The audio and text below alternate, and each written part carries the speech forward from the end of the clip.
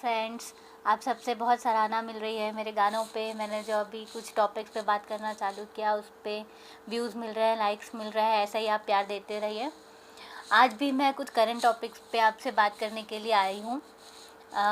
सब अभी न्यूज़ पे देख ही रहे होंगे, बॉयकॉट चाइनीज़ प्रोडक्ट्स। यस, तो आज मैं इसके बारे में बात करने आई हूँ एंड ऑल्सो अबाउट कोरोना। ये दो टॉपिक्स अभी करंट अफेयर्स में चल रहे हैं। So, saying about boycotting Chinese products, so yes, we should boycott. मगर इसका ये मतलब नहीं है कि हम जो पहले से लेके रखे हुए हैं, जो चीज़ें हम ख़रीद कर रखे हुए हैं, हम उसको फेंक दे, जला दे या तोड़ दे। नो, हमको ये सब कुछ नहीं करना है, क्योंकि हमने जो पहले लिया हुआ है वो हमारी मेहनत की कमाई से ख़रीदा हुआ है। हाँ, हमको अपना पार्ट ये प्ले करना है अब कि आगे से मतलब अब से हम जो भी ख़रीदें, हम देख के ख़रीदे कि वो मेड इन चाइना तो नहीं है। और एज़ यू नो, सबके पास ये इन्फॉर्मेशन होगी कि आजकल PRC लिखा हुआ मिलेगा चाइनीज़ प्रोडक्ट्स पे, पीपल्स रिपब्लिक ऑफ चाइना। और इंडिया का बैच कोड भी आप सबको पता ही चल चुका है, 890। सो ये सब देखकर हम अपना पार्ट ये करें कि हम कोशिश करें कि हम चाइनीज़ प्रोडक्ट्स ना खरीदें। Because if we want stop buying Chinese products, how will the government draw strength? So we need to provide strength to our government by boycotting those products. This is decades-long disputes going on between India and China. Talking about these disputes, China and India border row covers nearly 3,500 kilometers, that is approximately 2175 miles of frontier that the two countries refer to as LAC. India and China fought war in 1962 that spilled into the region of Ladakh. In August 2019, India unilaterally declared Ladakh a federal territory while separating it from Kashmir. China, among a number of countries, strongly condemned the move.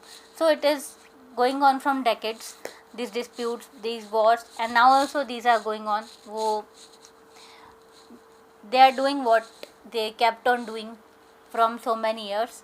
So public अपना part play कर सकती है। Public चाहे तो government की भी help कर सकती है। आप चाइनीज़ प्रोडक्ट्स को बिल्कुल बॉयकॉट कीजिए, चाहे वो चाइनीज़ ऐप्स हों।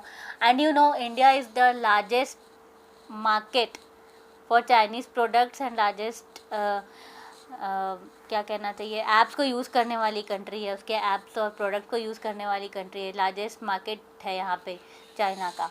तो ये हम कर सकते हैं, अपना पार्ट प्ले कर सकते हैं कि आगे से जब भी हम कोई प्रोडक्ट ख़रीदें तो हम चाइना के बने हुए प्रोडक्ट्स ना लें। ये नहीं कि जो हमारे घर में पहले से प्रोडक्ट्स पड़े हो हम उसको ले जाके तोड़ रहे हैं, फेंक रहे हैं। नहीं, ये आप बिल्कुल मत कीजिए, क्योंकि वो आपकी मेहनत की कमाई का है। Why to throw them? तो it is an important message friends. Contribute, play your part, अपना हिस्सा आप करिए, हेल्प करिए। और ये हमारी कंट्री के लिए अच्छा है, क्योंकि आप देख ही रहे हैं कि क्या क्या हो रहा है, शुरू से क्या क्या करता आ रहा है चाइना। और वो बाज भी आएगा नहीं, ऐसा लगता नहीं है बाज आएगा। Every time the same thing is going on, the war is going on. हमारे इतने सोल्जर्स उसमें शहीद हो जाते हैं, उनकी फैमिलीज़ को इतना सफ़र करना पड़ता है, तो हम इतना तो कंट्रीब्यूट कर ही सकते हैं।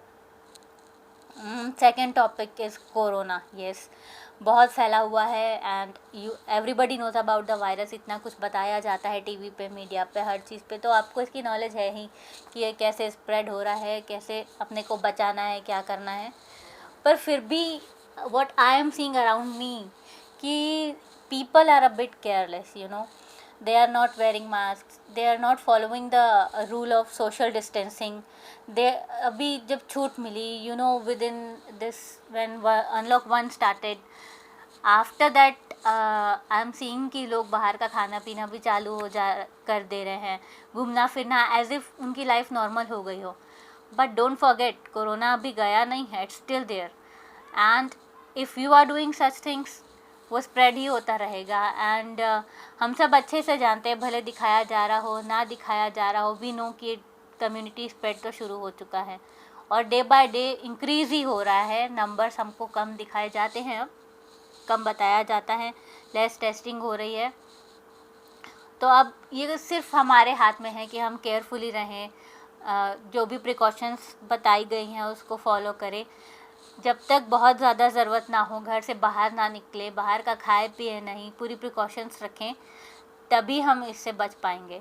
और हम खुद बचेंगे तो हम अपने आसपास के लोगों को भी सेफ़ रख पाएंगे, क्योंकि ये तो फैलने वाली ही चीज़ है। 1 से 2, 2 से 3 और 1000 लोग, एक इंसान 1000 लोगों को इन्फेक्टेड कर सकता है, ये आप जानते हैं।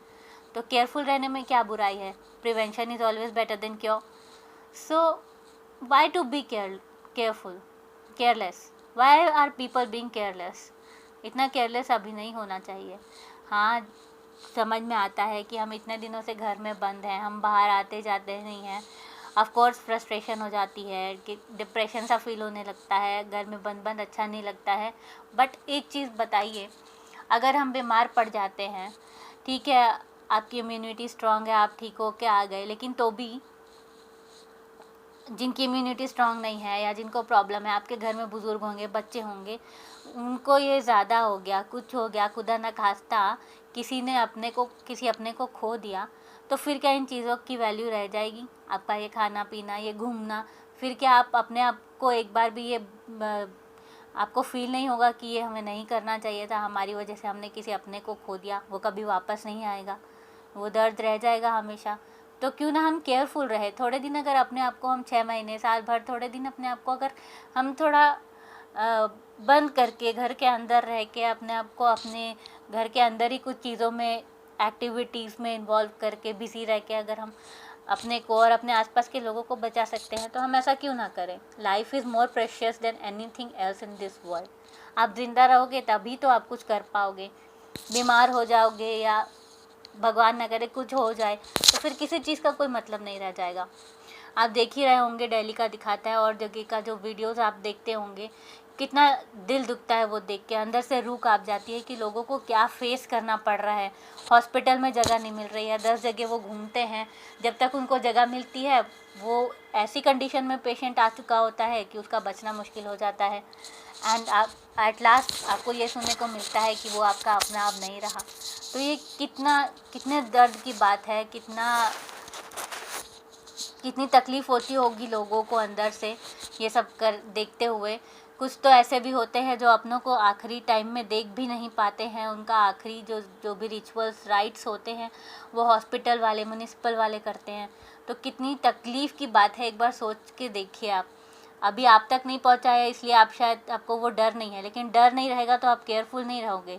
इसलिए थोड़ा सा डर होना ज़रूरी है, थोड़ा सा इससे स्कैर्ड होना ज़रूरी है।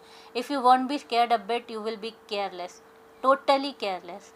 तो इसके लिए वो कहते हैं ना, कृष्ण भगवान ने भी कहा है ना, भय बिन होए ना प्रीति, प्रेम भी डर के बिना नहीं होता है। फिर ये तो इतनी बड़ी बीमारी है दोस्तों। तो मैं तो यही विश करूँगी कि सब इससे बचे रहें, किसी को ये बीमारी ना हो, सब सेफ़ रहें, सुरक्षित रहें, हेल्दी रहें, केयरफुल रहिए। मोस्ट इम्पॉर्टेंट थिंग है ये कि आप केयरफुल रहिए। थोड़े थोड़े से के लिए अपने मन को वो मचलने मत दीजिए, कंट्रोल करिए थोड़ा। ठीक है, ये टाइम भी गुजर जाएगा, अच्छा टाइम फिर आएगा, तब आप एंजॉय करिएगा जब हम इस सबसे बाहर निकल जाएंगे। अभी कितनी सारी प्रॉब्लम्स लोग फेस कर रहे हैं, कोई इकोनॉमिक प्रॉब्लम फेस कर रहा है, कोई हेल्थ इश्यूज़ फेस कर रहा है, कोई डिप्रेस्ड फील कर रहा है, कोई कुछ है। एवरीवन इज़ फेसिंग सम और द अदर प्रॉब्लम। बट अगर हमें इसको अपने देश से भगाना है तो हम सबको अपना अपना पार्ट करना पड़ेगा, हम सबको थोड़ा थोड़ा कंट्रीब्यूट करना पड़ेगा, तभी हम इससे बच के बाहर निकल सकेंगे। क्योंकि वैक्सीन भी, अभी भी प्रॉपर वैक्सीन इसकी नहीं आई है कि हम बोल सके कि इससे हम बच जाएंगे, ये इन्फेक्शन अब फैलेगा नहीं, ये श्योरिटी अभी भी नहीं है। तो ये अब हमारे ही हाथ में है कि हम अपनी सेफ्टी भी रखें और अपने आसपास की भी सेफ्टी रखें। So friends, keep watching my videos, thank you for listening. फिर मिलेंगे हम next week. Bye bye friends.